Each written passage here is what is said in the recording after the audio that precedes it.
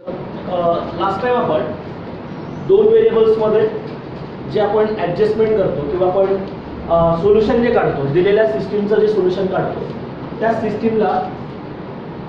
सिस्टीमला कशा पद्धतीने सॉल्व्ह करतो आपण बघितलं होतं. Bye using inversion method. कोणाचा वापर केला होता आपण?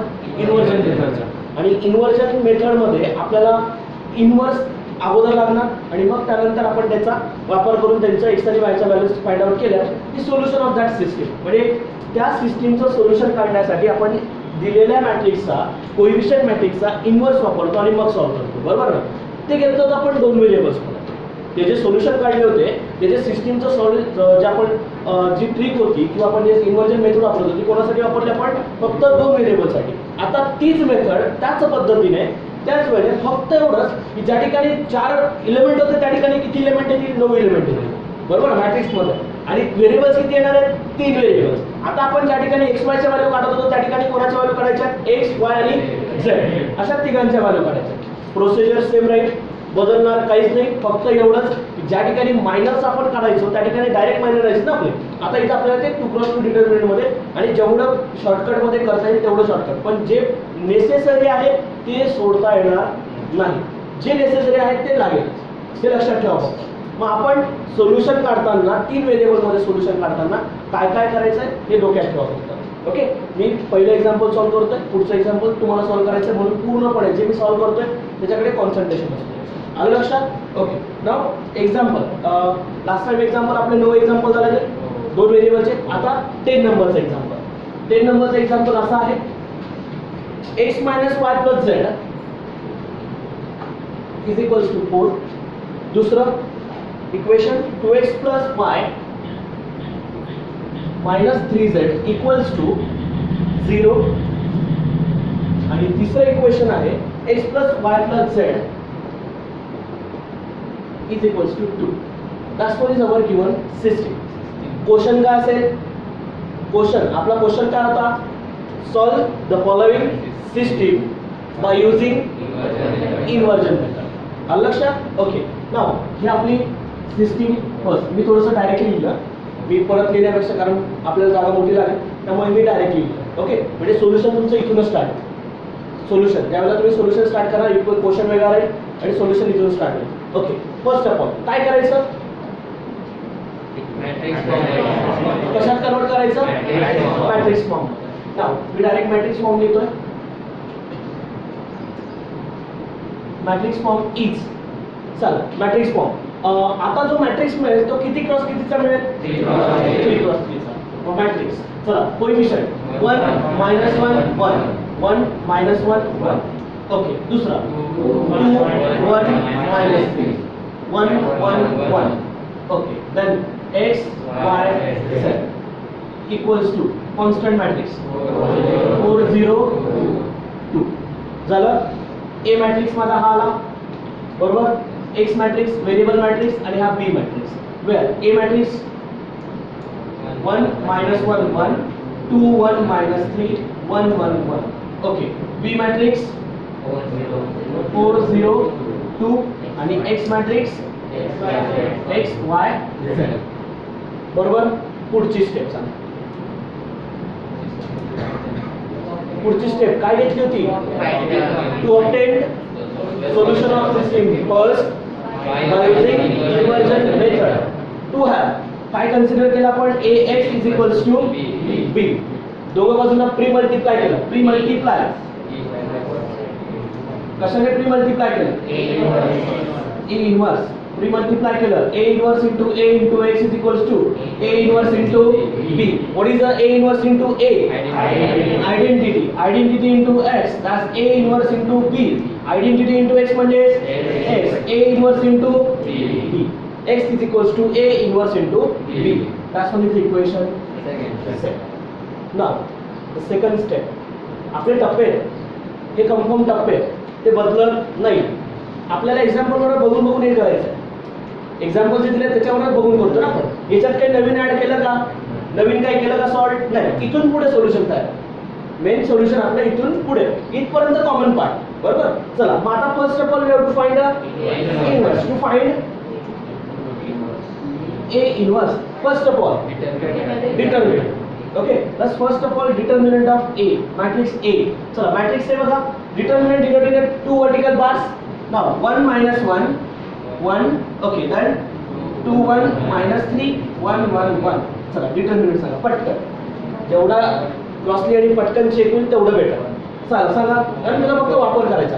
हां डायरेक्ट सांगताय, डायरेक्ट डिटर्मिनंट सांगा. नाही डायरेक्ट पण नका काढू, एवढं पण पटकन नाही द्यायचं. परीक्षेत काय डायरेक्ट थोडी जाते. 1 इन ब्रॅकेट डायरेक्ट सांगायचं. 1 plus 3, that's 1 plus 3. Okay, minus minus get plus 1, then 2 plus 3. Okay, plus 1 in bracket. 2 minus 1. Okay, then we have to calculate it now. 4 plus 5 plus 1 किती येतोय? 10. ओके, याला आपण इक्वेशन 3 ना, कारण त्याला आपल्याला शेवटच्या फॉर्म्युल्यामध्ये वापरायचं आहे. Okay, now the next steps will be find out minus. Okay, how many minus? Minus, then minus capital M I J. चला मायनस सांगा पटापट. आता मायनस काढताना आपण विचार करतो मायनर ऑफ A11 किती एलिमेंट आहे त्याच्यात? 9. किती मायनस निघतील? 9 मायनस निघतील, बरोबर ना. पण मायनस काढताना तो रो तो कॉलम डिलीट करायचा, उरलेल्याचा काय घ्यायचा? डिटर्मिनंट घ्यायचा. तो येईल 2 क्रॉस 2 मधला डिटर्मिनंट, तो काढताना डायरेक्ट लिहिलं तरी चालेल. Okay, that's minor of A11 this denoted by M11. Okay, first row first column delete करा आणि मायनर सांगा. First row first column delete केला, याचा डिटर्मिनंट सांगा. किती येतोय? 4. That's can be written that's minor of A12. Delete करताना first row second column, first row second column delete केला. 2 into 1 minus 3 into 1, that's minus get plus. Okay, 2 plus 3 5, that's equals to 5. Minor of A13, that's M13. चला first row third column, 2 minus 1 1, that's 1 is 1. Minor of A21 second row first column, second row first column, minus 1 minus 1 minus, that's M21 is minus 2. That's minor of A22 M22. चला सांगा पटकन. Second row second column किती येतोय? 0. That's minor of A23, that's M23 equals to second row third column, 1 plus 1 2, that's 2. Minor of A31 third row first column. सांगा एवढे का शांत आहे? एवढे शांत का होतं? काही डाऊट आहे का? हां सांगा पटापट. Third row first column, minus minus get plus 3 minus 1 3 plus 1 minus 1 काय होय? 2. नेक्स्ट चला सांगा पटकन पुढे. हां third row second column, -3 -2 -5. Next 3 3. चला सांगा पटकन पुढे. Third row third column, 1 minus minus get plus 2 3. किती आलेत मायनस? आले. इथपर्यंत कंपाऊंड स्टेप्स आपल्याला माहिती. कॅल्क्युलेशन इथून पुढे स्टार्ट झालं. हे चुकायला नको, हे चुकलं आपला inverse चुकेल.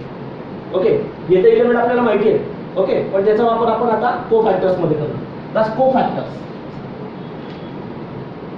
Denoted as AIJ. Formula काय आपला? -1 j इंटू EMI. डायरेक्ट लिहिलं तरी आपण काय हरकत नाही. मग आता आपण जेवढे एलिमेंट आहेत तेवढे मायनस आपले जेवढे निघाले तेवढे आपले कोफॅक्टर्स राहणार. चला कोफॅक्टर सांगा. A11 4, A12 -5, A13 1, A21 +2, A22 okay, A23 A31 A32 A33 even position odd position कशावरून ठरवली? इव्हन पोझिशनला बघा आता आपल्या इव्हन पोझिशन मी 4 सांगितलेले आहे, ऑड पोझिशन मी 4 सांगितले. कोणत्या कोणत्या? 1 2 3 4, बरोबर ना? जे तुमचे मायनर्स आले कोणत्या कोणत्या पोझिशनचे?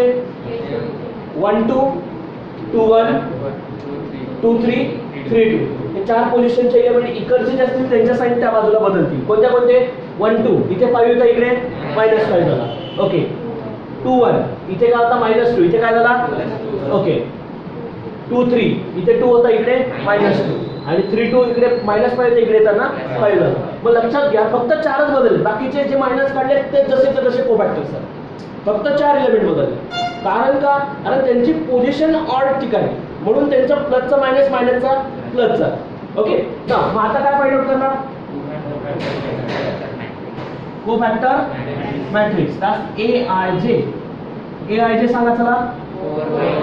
4 -5 1 2 0 -2 2 5 3 पोझिशन नुसार, बरोबर.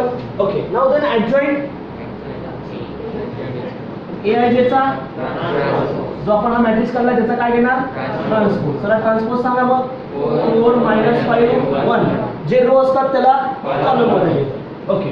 2 0 -2 2 5 3 झालं? कळलं इथपर्यंत? ओके. नाउ ऍडजॉइंट निघाला, इन्व्हर्स निघाला पाहिजे आता. मग इन्व्हर्स सांगा चला. therefore A inverse is equals to 1 upon determinant of A into determinant काढला 10, that's 1 upon 10 into 4 2 2 -5 0 5 1 -2 3 झाला inverse. Okay. Now final step, आपली शेवटची स्टेप. जो इन्व्हर्स काढलाय, जो A इन्व्हर्स काढलाय त्याला पुट करायचं इक्वेशन सेकंड आणि दोघांचा काय घ्यायचा? प्रॉडक्ट घ्यायचा. 2 मध्ये आणि 3 मध्ये काही फरक दिसतोय का? नाही. फक्त ज्या ठिकाणी आपण 4 एलिमेंट काढले त्या ठिकाणी काय काढतोय? 9 एलिमेंट काढतोय, एवढं. नाही तर बाकीचं काही बदललेलं नाही. समजतंय? ओके. ना मग आता याला कुठे पुट करायचं आपण? इक्वेशन सेकंड मध्ये. आता इथे व्हॅल्यू कुठून पुट केली आपण? बाय सेकंड वर. ओके. नाउ बाय हा बाय थर्ड, कारण डिटर्मिनंट व्हॅल्यू थर्ड वर होती. By second x is equals to A inverse into B. चला मग आता आपण एक एक व्हॅल्यू पुट करायचं. A inverse 1 upon 10 4 2 2 -5 0 5 1 -2 3 into B matrix 4 0. Okay. Now then our final solution, that's X matrix. He step पुढे लिहितो मी. X matrix. X कोण आहे माझा? X Y Z. चला सांगा बरं प्रोडक्ट. आता ऑब्वियसली हा किती क्रॉस कितीचा आहे? हा किती क्रॉस कितीचा आहे? रिझल्टंट मॅट्रिक्स 3 क्रॉस 1 चा असेल, कारण याचे कॉलम आणि याचे रो सेम येतात, प्रॉडक्ट पॉसिबल आहे, बरोबर. आणि 3 क्रॉस 1 चा मला रिझल्टंट मॅट्रिक्स मिळेल. मग रो वर्सेस कॉलम. पहिला रो पहिला कॉलम प्रॉडक्ट. चला सांगा बरं पहिला रो पहिल्या कॉलमचा product. 4 into 4 16 2 into 0 2 into 2 16 plus 4 20. पहिला एलिमेंट आला 20. बऱ्याच जणांना अजून हा प्रॉडक्ट घेता येत नाही. ओके. आपलं लेक्चर मी सुरुवातीला इन्व्हर्जन मेथड चालू करण्याच्या आधी मी घेतलंय, ते व्यवस्थित बघा परत एकदा. प्रॉडक्ट कसा घेतात मॅट्रिक्सचा, केव्हा पॉसिबल आहे, मॅट्रिक्सचा प्रॉडक्ट केव्हा होणार हे लक्षात असू द्या फक्त. Next second row first column. -5 into 4 -20 0 into 0 5 into 2 -20 plus 10 -10. Next third row first column 1 into 4 4 -2 into 0 3 into 2 4 plus 6 10. Last one is a 10. आपला एक एलिमेंट राहिला 1 upon 10. हा 1 upon 10 as it is, बरोबर. 1 upon 10 आतमध्ये गेला, बरोबर. 20 upon 10 2 -10 upon 10 आणि 10 upon 10 1. मग फायनल सोल्युशन असं आलं 2 - 1 1. that's x y z. मग कंपेअर केलं तर x ची व्हॅल्यू किती आली? 2. y ची व्हॅल्यू आणि y ची व्हॅल्यू z ची व्हॅल्यू 1. बरोबर. आता हे बरोबर आहे की नाही कशावर ठरवायचं? पुट करून बघा इक्वल टू ते येतात का. मग पहिली व्हॅल्यू पुट करावा. x ची value 2 minus 1 minus minus get plus 2 plus 1 3 plus 1 झाला. दुसरं इक्वेशन 2 into 2 4 x व्हॅल्यू 2 या 2 into 2 4 minus 1 4 minus 1 3 3 minus z ची व्हॅल्यू किती आहे 3 minus 3 0 सॅटिस्फाय होता. थर्ड इक्वेशन तिघांची सम 1 2 minus 1 plus 1 किती येतोय प्लस मायनस 1 कॅन्सल झाला 2 येतोय. That's what is satisfied. म्हणजे क्रॉस चेक करून घेतलं सोल्युशन फायनलाइज करा पटकन कंप्लीट करा. कळलेलं असेल त्यांनी एकदा लक्ष द्यायचं आहे. सुरुवातीपासून मी सेकंड एक्झाम्पल मी कसं सॉल्व्ह करायचं मी तुम्हाला परत एकदा सांगतो. ज्यांना कळलेलं असेल त्यांनी एकदा लक्ष द्यायचं. ओके. किंवा ज्यांना काय काय करायचं आहे एकदा जर समजलेलं असेल तर एक ॲक्च्युली बघायला गेलं ना तर हा एक फिक्स फॉर्मॅट आहे. जागाही बदलला फक्त नंबर बदलते. जागा सुद्धा बदलते. नंबर्स उचलायचे नंबर्स पुट करायचे. नाव पहिला मॅट्रिक्स ही सिस्टीम आहे. मॅट्रिक्स सांगा बरं काय आला 1 3 3 1 4 4 1 5 4. ओके. ही एलिमेंट सांगा 12 14 आणि 15. ओके. नाव आता ए मॅट्रिक्स काय माझा 1 3 3 1 4 4 1 5 4 बरोबर. बी मॅट्रिक्स 12 15 30 इथपर्यंत असेल सेम राहणार बदलणार नाही. आलो डिटर्मिनंटवर. बऱ्याच जणांचा अजून पण डिटर्मिनंटचा प्रॉब्लेम आहे. त्यांनी लक्ष द्या डिटर्मिनंट कसा लावायचा. ओके. नाव इलेमेंट बघा काय काय 1 3 3 1 4 4 आणि 1 5 4 बरोबर. एक लक्षात घ्या ज्यावेळेला तुम्ही डिटर्मिनंट काढता 3 एलिमेंटसाठी काढता. किती 3 एलिमेंट. फर्स्ट एलिमेंट दुसरा एलिमेंट आणि तिसरा एलिमेंट असतो आणि तिघांचे अल्टरनेटिव्ह साईन असतात. पहिला प्लस असतो दुसरा मायनस असतो आणि तिसरा प्लस मध्ये. मग पहिल्या एलिमेंटसाठी डिटर्मिनंट बघा पहिल्या एलिमेंटसाठी 1 इन अ ब्रॅकेट. मग काय करायचं हा 1 मी इथला घेतला बरोबर. मग first row first column delete करा उरलेलाचा डिटर्मिनंट करा 2 + 2 तुम्ही ग्रामर रूलमध्ये सॉल्व्ह केलं बरोबर. फर्स्ट रो फर्स्ट एलिमेंट काढून टाका. याचा डिटर्मिनंट सांगा मग कसा आहे ना 4 × 4 60 मायनस. ओके. अल्टरनेटिव्ह साईन असतात मी आधी पण सांगितलं हा प्लस हा मायनस होतो. ओके 20 बरोबर. हा प्लस मध्ये होता इथे काय येणार मायनस मध्ये. दुसऱ्या एलिमेंटसाठी हा झाला पहिल्या एलिमेंटसाठी. आता दुसरा एलिमेंट. दुसरा एलिमेंट कोण आहे 3 त्याची साईन इथे मायनस मध्ये आहे कारण हा प्लस मध्ये घेतला होता पहिला बरोबर. दुसरा मायनस मध्ये. मग आता काय करणार first row second column delete करा 1 × 4 4 4 मायनस 4 बरोबर. तिसरा एलिमेंट प्लस मध्ये प्लस 3. आता तिसरा first row third column delete करा एवढा याचा डिटर्मिनंट 1 × 5 5 5 मायनस 4. आता कॅल्क्युलेट करा 16 मायनस 20 मायनस 4 आता 0 झाला. ओके मायनस 0 कारण 4 मायनस 4 0 0 × 3 0 बरोबर. नंतर plus 5 minus 4 1 3 × 1 3 × 1 3 × 1 1 3 that's 3 minus 4 plus 3 minus 4 plus 3 minus 1 equation झालं इथपर्यंत. आता मायनस काढायचे.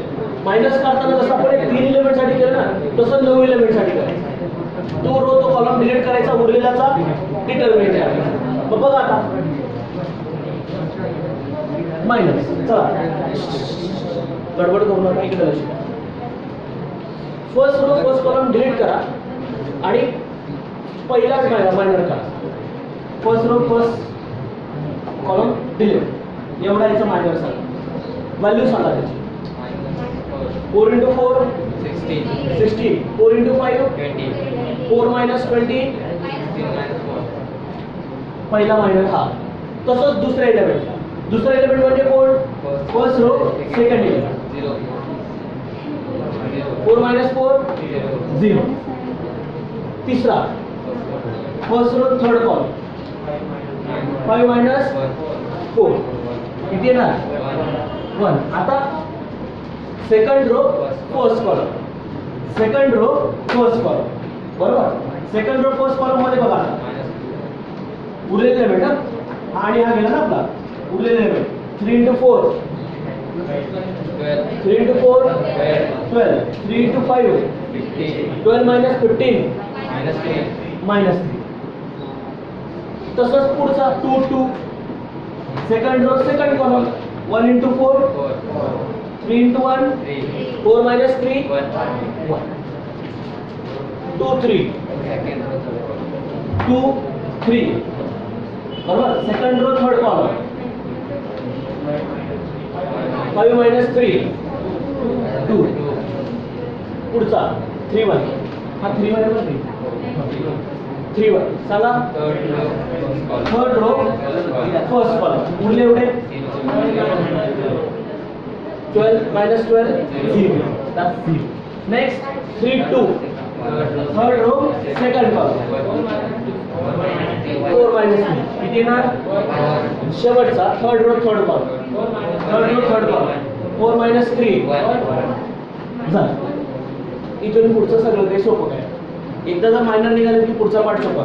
4 एलिमेंट त्यांच्या साईन बदलले कोणते कोणते 1 2 2 1 3 2 आणि 3 2 हे 4 एलिमेंटच्या साईन बदलले को फॅक्टर ॲज इट इज बाकी सांगा बरं पुढे पटकन -4 0 1 3 हा -3 चा +3 झाला का अरे ऑड पोझिशन ला 2 + 1 3 होणार 2 + 1 3 ऑड पोझिशन ला आहे तो काय येणार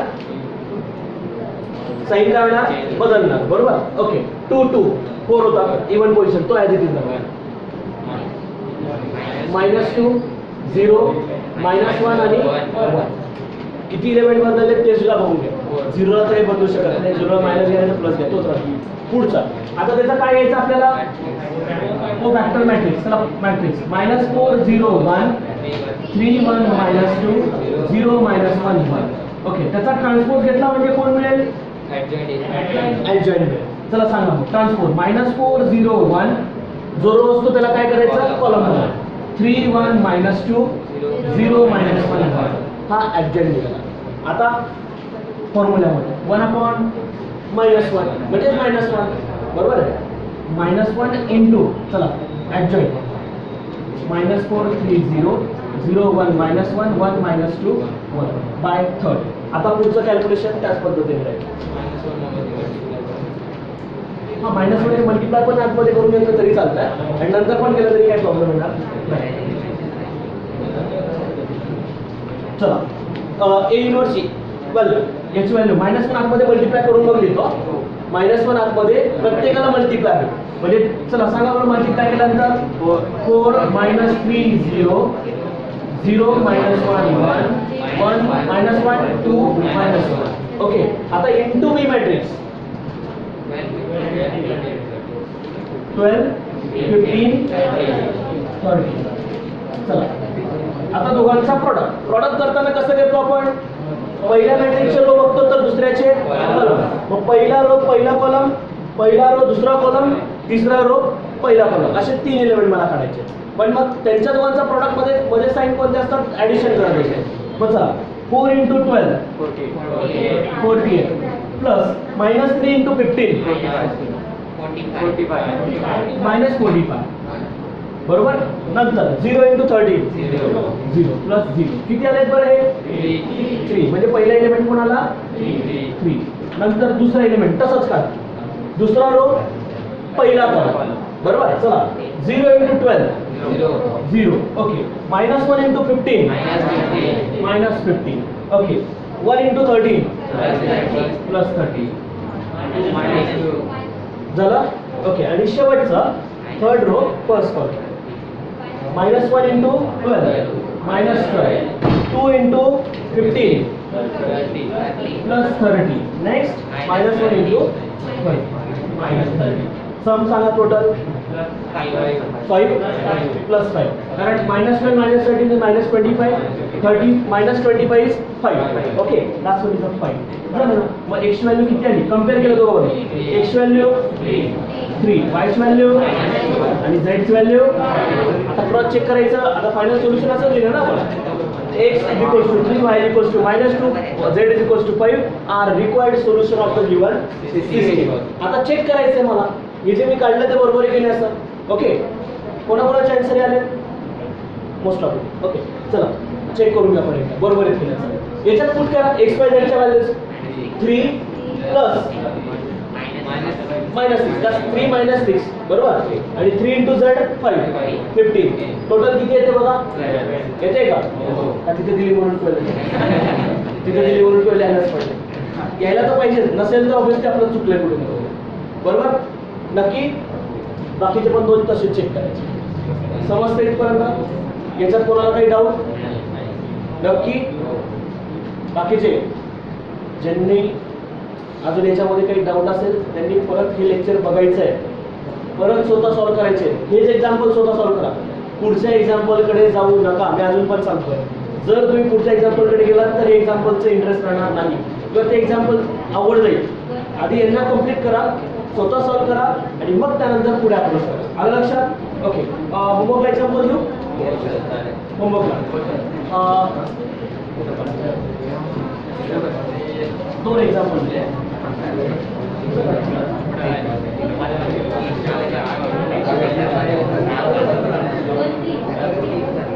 12 numbers example x plus y plus z is equals to 1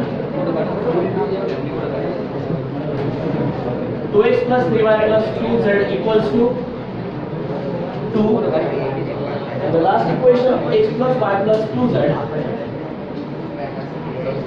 equals to 4 13 x plus y plus z minus 1 x minus y plus z is equals to 2 and x plus y minus z is equals to minus 14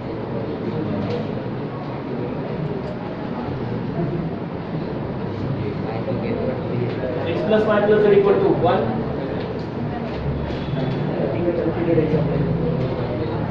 no, that's repeated example.